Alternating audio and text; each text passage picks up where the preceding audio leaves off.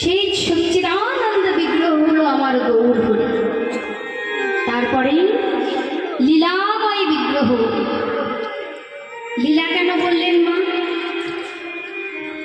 ভগবান যা করলেন সবে লীলা, আমরা যা করছি সেটা ঘটনা, তাই না? কেন? কারণ ভগবান সকল কিছু ইচ্ছাকৃত ভাবে করছে, নিজ ইচ্ছা করছে, তারপর তিনি করছে।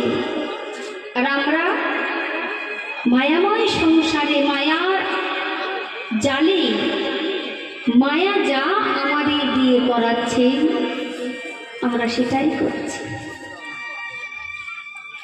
ভগবান ইচ্ছা